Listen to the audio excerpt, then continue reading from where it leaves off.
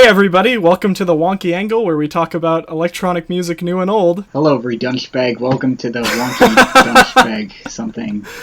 I guess today we're going to be talking about the sophomore album from Yellow Claw entitled Los Amsterdam. Yellow Claw is a Dutch DJ duo, formerly a trio, around the time they released their debut album. What was that album called, actually? Blood for Mercy? Blood for Mercy, yeah, there we go. And at the time of that album's release, that was actually one of arguably my favorite trap album of, I think it was 2015, when that released. I reviewed that on my channel, and I mean, that's not to say a ton, because I didn't love a lot of the trap content that was coming out in 2015 that we got. Mm-hmm. We had the Carnage album too, I'm pretty sure, and I wasn't a big fan of that one. Did you ever get to listen to Poppy Gordo, or? No. No. Okay. I did hear Blood for Mercy, obviously. Okay. A while ago, I also heard DJ Turn It Up, their song. I found it on accident, actually. Mm-hmm. When I was making my best hits of 2016 list, I was looking at this rip-off artist of Fits and the Tantrums who called themselves DJ Turn It Up. Okay. And found that That's song funny. on accident. That's really funny. Okay. So then it was okay. You also said, I remembered from your DJ Snake Encore review, you said that the Yellow Claw collab was one of your favorites, I'm pretty sure. And yeah, I would probably Ocho agree with you on that. Even though, way back in the day, I wasn't super into the, gonky, hardstyle sound. I thought it made for one of the, most banging tracks on that record.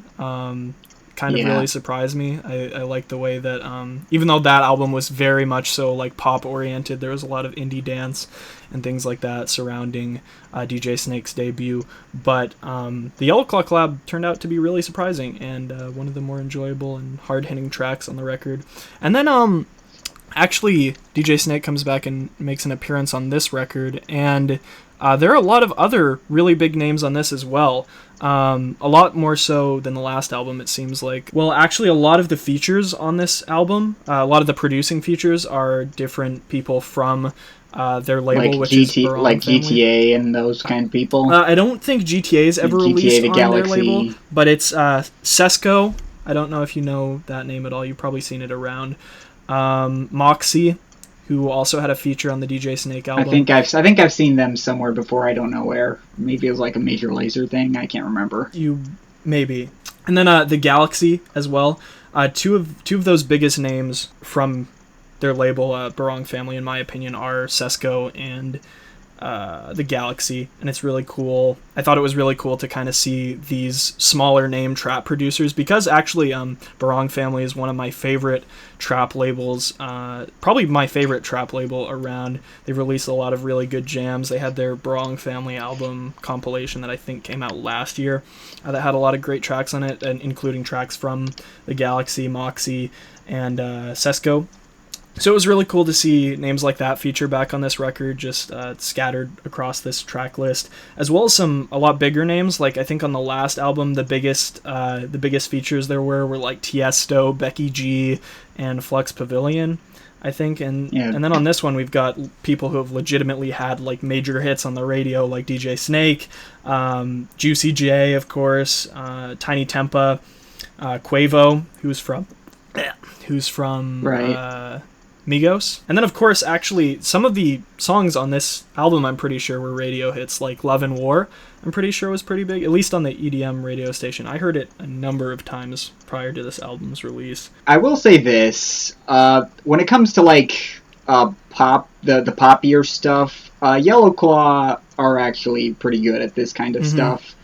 For instance, on Blood and Mercy, on Blood and Mercy, I liked most of the build-ups, but wasn't a fan of most of the drops. Mm-hmm. But I didn't hate the drops, because they at least didn't drop the momentum that the song previously had going, like a song that Take You There by Jack U would. But to be honest, on this album, I actually liked most of them. Really? Okay. Yeah. There were a couple I did not like. Right. Two in particular I did not like at all. I did not like Stacks. Okay. With Tiny Tempa and Quavo. And No, it's Yeah, it's funny that you say that about Stax because it just the lyrics are so incredibly cringy and everything. Like I was actually looking this up earlier. The song says titties at least 18 times in it. Yeah. I was looking up the lyrics on That got Genius old really to find fast. Yeah. That So got old really I don't know. fast. It's something about the song, and maybe it's like the production, because Sesko's an actually really decent trap producer. Maybe the production of that combined with just the ridiculousness of the vocals actually turned me on to this track quite a bit. Every time I hear it, it's not like I'm thinking about this track like super profoundly, like, wow, this is just an amazing work of art. I'm thinking of this like, this song's kind of hilarious in a way, like not really a it's, I mean, freedom of opinion, of course, and like I can see why people wouldn't like this one, and I just found a lot of enjoyment in it for some reason, just because it really tickles me in a certain way that a lot of these other ones don't. And in a way, I actually feel like Yellow Claw did a kind of better job putting these different rappers on this album than DJ Snake did, because his, in my opinion, was like really scattered. Like it seemed like he didn't really know which direction he was going a lot of the time on his album. Like you got that small section where you get the hip hop features, and then you've got like songs like Middle and things like that, and everything just went together really awkwardly. I feel like Yellow Claw does a much better job in this instance, being able to kind of combine it with their own signature thing. And like you were saying with the kind of pop sound, that's actually kind of how I was introduced to Yellow Claw, was through their song Till It Hurts, which was kind of like a very pop vocal centered song that featured more like a hard trap drop. And although I'm not a huge fan of that song, I thought it was kind of cool how Yellow Claw kind of combines these big radio friendly vocalists with these more harder trap and on this album in particular, future bass kind of sounding things. In fact, did you know the song Till It Hurts? Or have you heard it before? Okay, it's one of their more popular singles. You should check it out after this review. But Love and War actually, I feel like, kind of mirrors that song in a way. The vocals sound very similar, although they are different singers that are on that.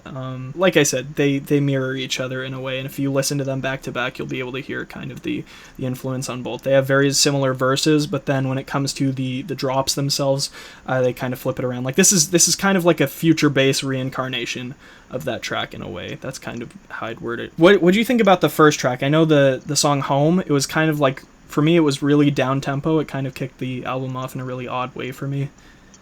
I like that one. You like that one? I like the down tempo stuff. Okay. I mean, it's not like a super interesting track, but like the pop kind of production is like, it's good for what it is. Yeah, there were a whole bunch of tracks on here kind of like that. Light Years was another one I liked. That was kind of like that. Not super interesting, but it was like a good pop sort of track. And like you said, Love and War, and the last one, Invitation, too. I think Yade Lauren's a great vocalist. I think they picked up a really solid one with her, and I hope they work more with her in the future. That'd be cool. Actually, the track on this album that probably sticks out as my personal favorite is the second one, Without You, featuring Gia Coca and The Galaxy. The Galaxy's production is actually very unique for me, and I feel like they really brought that onto this particular track. For me, one of the more interesting trap songs on this album. And then a lot of these places you kind of get these different kind of sounding things. This album ends up being almost more diverse, I'd probably say, than Blood for Mercy, just because they go into so many different styles. I mean, on Blood for Mercy we got like the club hip hop and things like that, and that kind of made for the album to be a little more diverse. But I feel like this thing overall, there isn't too many songs that really felt super repetitive compared to other songs on it, if you get what I'm saying. Yeah, repetitive's not, aside from Stacks, repetitive's not really a word I would use to describe this album. No. I kind of got mixed feelings on that song. On one hand, I really like the build-up, the poppier section, but like it kind of sounds like the little Kygo-ish sort of, but I don't like the drop. Really? Okay. It like switches to a completely different song. It Okay. doesn't match at all. It was really jarring for me, but that's just me, I guess. I don't know. I kind of really like those big unexpected things, and maybe that's why I liked it more, because it just came as like it's a very different. You get songs like Love and War where it seems like the styles of the drop mesh very well with the verses, and then you get songs like Without You, which are in kind of a different vein. I just liked it. I don't know. That at least my first time listening through this, I remembered, because I don't usually pay attention to the song names my first run through. I remembered the second song as one of the ones that really hit me hard. What'd you think about the Moxie collaboration? That's the one that's kind of a little bit future housey. It kind of which one is that? Open? Open, yeah. Yeah, Open was pretty good. Yeah, that was one of my favorites, I think. Like, the build-up kind of sounded like Middle by DJ Snake, and then the drop kind of sounded like Talk to Myself by Avicii. Yeah, that was definitely one of the highlights on this album. My personal favorite track on this album was probably the DJ Snake one, though. Really? Good Day. Yeah. I think that one kind of sounded really different for DJ Snake stuff, even with his album being so kind of all over the place. I think this one even sounded a bit off. Of course, you can recognize the thing that I noticed about that song is you can recognize the vocal chops as DJ Snake, because they're very similar to on the drop he's done. Yeah, and the rest of it, though, very different for him, which was cool. And the other main thing that I guess the only other track I have any thoughts on is Hold On to Me. That was probably my least favorite track on here. Okay. Yeah, I thought the pitch shifted vocals sounded really bad, and didn't really like the drop either. It just didn't sound very good. Another thing I was going to mention is that I really love how Yellow Claw is able to adapt a very... It's kind of like a festival oriented. These songs don't sound like they're mixed to the radio, really. Like, they're very hard hitting, very punchy, but they also, on the other hand, are very pop centric. So I love the way that they're able to kind of combine those together in a way that most producers aren't able to do, because people usually are either producing these kind of radio friendly songs straight up, or the other way around, and it's just very EDM centric, festival kind of sounding songs. And I feel like Yellow Claw does an excellent job of kind of combining these together. Also, I think the mixing job got a lot better on this this particular album as well, compared to the last one. Yeah, I'd have to agree with you there. One track I also liked, City on Lockdown. What do you think of that track? Okay. Wasn't crazy about Juicy J's appearance. Kind of reminds me of the more, I don't want to say like super experimental stuff on the last record. There were a couple ones on Blood for Mercy that were very, very much so like not radio friendly, and the drop on this one kind of reminds me of that. Just very, very gritty and hard. I'd probably say that's one of my favorite tracks too, coming back to think of it. Yeah, I didn't really expect to like this one. Yeah. I don't typically like this more like banger urban kind of stuff, but I actually did quite like this one too. It's just well produced for what it is. The drop does not kill the momentum of the build up. It's a well put together track. And that's basically all I have to say about like individual tracks. Take it or leave it. Like this, if you've liked Yellow Claw in the past, you're probably going to like this album too. In fact, this album is probably going to feel like even a bit of a step up for them than their usual stuff. I saw some people prior to this album's release saying like, I don't think they'll be able to follow Blood for Mercy, and I think they did it with this album. Not saying that I necessarily like absolutely loved either of these albums, because I can't say. Usually if I'm going to give an album like a super high rating, it's got to like really catch me off guard, and for the most part I feel like I kind of knew what to expect with this album, and I basically got what I expected, and not a whole lot more than that. I think the main problem I probably have with this album though is like, I do like all this pop stuff. They have like good pop production. But the problem is they're not very catchy. I don't remember these songs. They don't get stuck in my head. So like I come out of the album and I don't remember like any of it. That's kind of where I'm feeling too, is that very, especially when it comes to the kind of the pop verses on this one, a lot of them just aren't very memorable. And that's kind of where I was going earlier in the review when I was talking about actually kind of liking Stacks a lot, is because the track was so wacky that it actually stuck out as one of the things. Like I'll just be with my friends and I'll just be like, big fat titties on them, big. As well as Love and War, that one was just one of the catchier songs on the record, so I'm just gonna always that song was like Don't Let Me Down by the Chainsmokers, except it didn't suck. So overall on Lost Amsterdam, I definitely liked Lost Amsterdam more than I liked Blood for Mercy. But by the same token, I also thought Blood for Mercy was more original. Like, they were doing more of their own thing there. Here, there's nothing on here that I haven't already heard before. They're not being very creative. They're just kind of doing popular styles and stuff. Like I was already kind of mentioning, I feel like the biggest thing they have to offer with this is being able to combine those styles with being able to take those kind of festival-oriented things and combine them with in the way that they've done in the past, and like they've been able to kind of adapt that to what's been popular in 2016. So I feel like that was a success on their part, but like you said, like this isn't anything super unique. There was probably more creativity on the majority of Blood for Mercy.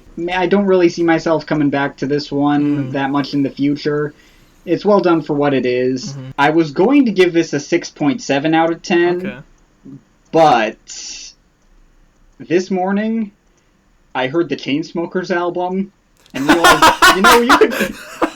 you could do a lot worse than this. Yeah, I'm giving this album a solid 7. Really? I like it. Okay, I'd probably go right down the middle. I'm really neutral with this one, like a solid 5. Like you already said, the creativity piece is a little out there, and there weren't a ton of tracks really. A big part of my rating is having like a number of those tracks that really stick out to me, and I'm able to come back to this thing a lot, and I can't see myself coming back to more than maybe 3 or 4 of these tracks, 4 or 5. Well, I will say this album was a grower too. I've listened to I've only listened to Blood for Mercy like twice, but I listened to this album like 7 times, and it got a little better every time I heard it. So I think maybe I might come back to some of these later. But yeah, overall, it's not bad at all. Yeah. I like it. Overall, I think it's a solid work of trap, future bass, and Yellow Claw did what they did best, and I think they've done a good job. One of their members left, I think it was like earlier last year, and I think they've recovered very quickly from that. Anyway, if you guys haven't listened to this album yet, of course, I'm going to have that Spotify link in the description so you guys can go check it out, and make sure to let us know what you think about it down in the comment section below. If you have listened to it, hope to collaborate more with Wonky Angle in the future. So let us know if you want to see more of that, or maybe see a video on Tommy's channel, and I'm sure they'll like it because I know we share a lot of the same subscribers. This is probably going to come kind of really off guard for a lot of people, but it's great stuff. But anyway, hope you guys enjoyed this review, and we'll see you later. That's all for today. See you next time.